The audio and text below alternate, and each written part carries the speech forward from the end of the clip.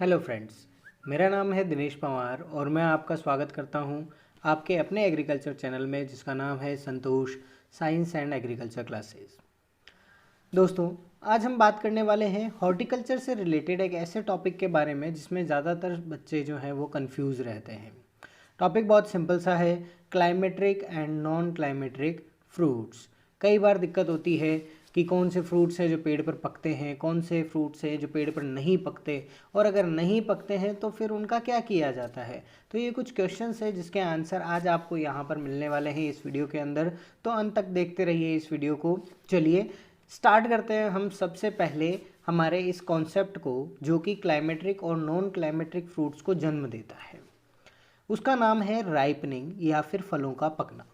ठीक है, फल पकते हैं, कहते हैं ना हम कि पके हुए फल अच्छे लगते हैं। तो ये फल का पकना आखिरकार होता क्या है, तो इसकी डेफिनेशन आप यहाँ पर देख सकते हैं। The process by which the fruit attains any desirable texture, flavour, taste और कलर और एनी क्वालिटी पैरामीटर, जिसे हम क्या कहते हैं, राइपनिंग कहते हैं, फल का पकना होता है। और सिंपल वर्ड्स में हम बात करें तो क्या होता है कि फल जो है वो खाने योग्य हो जाता है।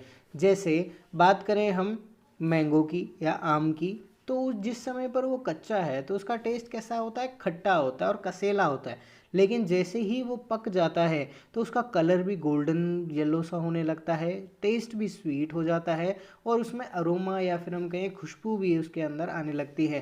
तो ये चीज़ें जो उसे खाने के लिए बिल्कुल योग्य बना देती हैं, बहुत अच्छा बना देती है, क्वालिटी इंप्रूव करती है, उसे ही हम क्या कहते हैं, राइपनिंग कहते हैं। ओके, अगर बात करें कि राइपनिंग के टाइम पे सबसे बड़ा चेंज क्या होता है फ्रूट्स के अंदर, तो वो क्या है, conversion of starch into sugars. तो जो भी स्टार्च होता है, स्टोर्ड फूड होता है हमारे फ्रूट्स के अंदर, वो धीरे धीरे किसमें, शुगर के अंदर क्या करता है, तो वो ट्रांसफॉर्म हो जाता है। ओके, शुगर कौन सी है वो हम आगे बात करेंगे। तो चलिए राइपनिंग के बेसिस पे ही हम यहाँ पर बात करने जा रहे हैं दो टाइप्स ऑफ हमारे फ्रूट्स के बारे में, एक है क्लाइमेट्रिक और एक नॉन क्लाइमेट्रिक फ्रूट्स।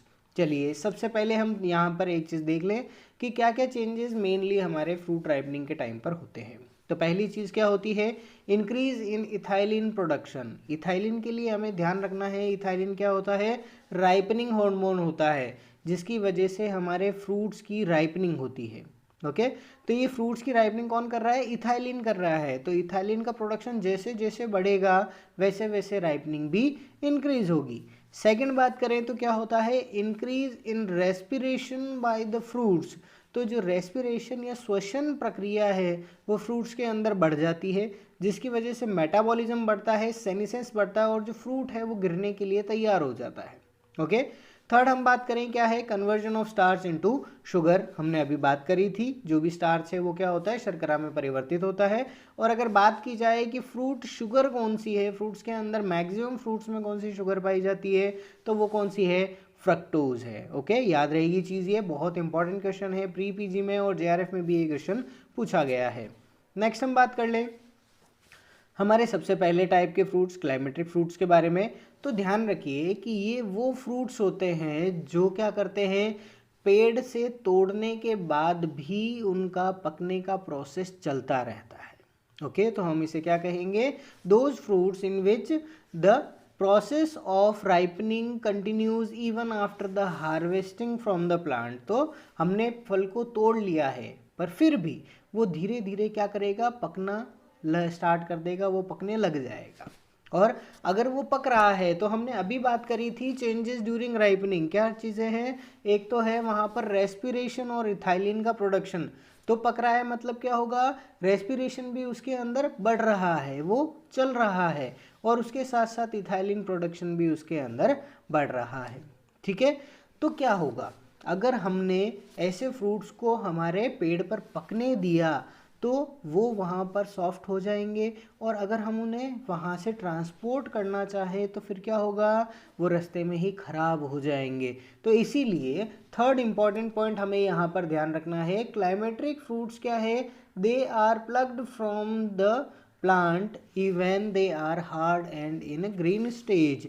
तो जिस समय पर वो नहीं पके हैं उससे पहले हम मैच्योर स्टेज में उनको तोड़ लेते हैं और उन्हें ट्रांसपोर्ट कर सकते हैं इजीली।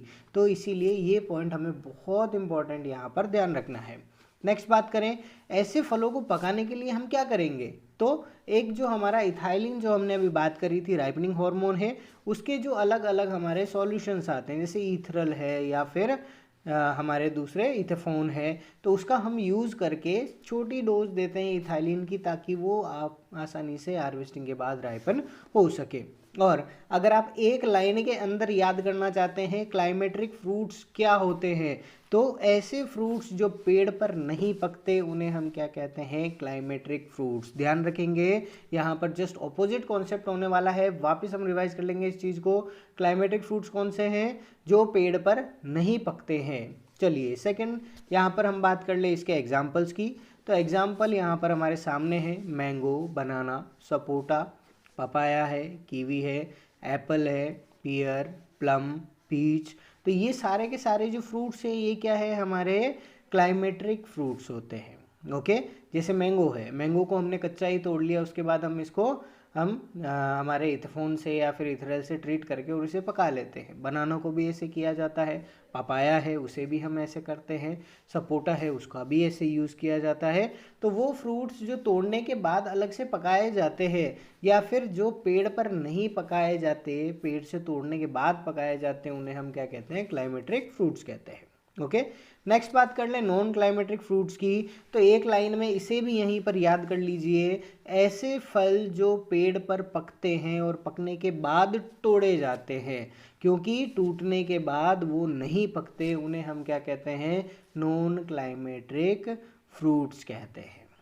ठीक है, तो इसके लिए बात कर ले आगे हम। तो सीधी सी बात क्या हुई कि they do not ripe on the plants, they had to be plucked after the ripening on the plant. तो जैसे ही वो पक गए उसके बाद हम उसे तोड़ सकते हैं। पहले ही हमने तोड़ लिया और फिर रख दिया तो क्या होगा? वो पकते नहीं हैं। अब पकते नहीं है इसका मतलब क्या हो गया कि रेस्पिरेशन का जो रेट है या रेस्पिरेशन है वो क्या है? बहुत ही ज़्यादा स्लो होती है, इसीलिए तो नहीं पक रहा है। और इथाइलिन प्रोडक्शन क्या होगा? वहाँ वो भी बहुत ज़्यादा स्लो हो जाएगा। तो इसका इथाइलिन प्रोडक्शन और रेस्पिरेशन दोनों ही बहुत स्लो होते हैं, इसीलिए ये बाद में नहीं पकते। इसीलिए इन्हें पेड़ पर पकने दिया जाता है, उसके बाद ही हार्वेस्ट करना हमारे लिए सही होता है। ठीक है, जैसे हम बात कर ले संतरा की या फिर मौसम्बी की, तो वो ग्रीन स्टेज में है और अगर हमने उसे तोड़ लिया तो वो ग्रीन ही रहेगा, वो येलो नहीं होता है। ठीक है, वो ग्रीन रहते रहते ही वो ग्रीन में सूख जाएगा, पर वो येलो नहीं होगा। तो इसीलिए ध्यान रखना है कि जब वो राइप हो जाए उसके बाद ही उन्हें पेड़ से तोड़ा जाए। तो यहाँ पर दो चीज़ें बहुत इंपॉर्टेंट हमारे पास याद करने की हो गई। क्लाइमेट्रिक फ्रूट्स कौन से हैं? जो पेड़ पर नहीं पकते। और नॉन क्लाइमेट्रिक फ्रूट्स कौन से हैं? जो पेड़ पर पकते हैं। क्लाइमेट्रिक फ्रूट्स में इथाइलिन प्रोडक्शन ज़्यादा होता है, नॉन क्लाइमेट्रिक फ्रूट्स जो है उनके अंदर इथाइलिन प्रोडक्शन कम होता है। और सेम यही चीज़ रेस्पिरेशन के लिए हमें ध्यान रखनी है। अब इथाइलिन का प्रोडक्शन ही नहीं है तो हम कह सकते हैं कि इन पर इथाइलिन ट्रीटमेंट का कोई इफेक्ट नहीं होता है। ओके, चलिए लास्ट में हम देख लें इसके एग्जाम्पल्स। तो एग्जाम्पल्स नॉन क्लाइमेटिक फ्रूट्स की क्या हो गए हमारे पास? बेरीज। कौन सी हैं? बेरीज। कोई सी भी बेरी है, कौन सी है?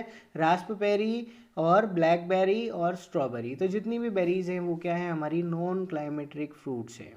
ओके, सेकंड हम बात करें तो हमारे जो सिट्रस फ्रूट्स हैं जैसे ऑरेंज है या फिर किन्नू है या मैंडरिन है या लेमन है, तो ये जितने भी हमारे क्या है सिट्रस फ्रूट्स हैं वो भी ज़्यादातर कैसे हैं? नॉन क्लाइमेट्रिक फ्रूट्स हैं। और लास्ट बात कर ले तो हमारे पास इंपॉर्टेंट एग्जांपल आया है कौन सा? एक तो है ग्रेप और एक कौन सा है? Grep fruit. तो दोनों ही ध्यान रखेंगे, ग्रेप और ग्रेप फ्रूट और पोमग्रेनेट, ये सारे क्या है? हमारे नॉन क्लाइमेट्रिक फ्रूट्स हैं। ओके, चलिए आई होप ये वीडियो आपके लिए हेल्पफुल रहा होगा। अगर आपको अच्छा लगा तो इसे लाइक ज़रूर करें और ऐसे ही आने वाले और वीडियोज़ के लिए चैनल को सब्सक्राइब ज़रूर कर लें। Thank you.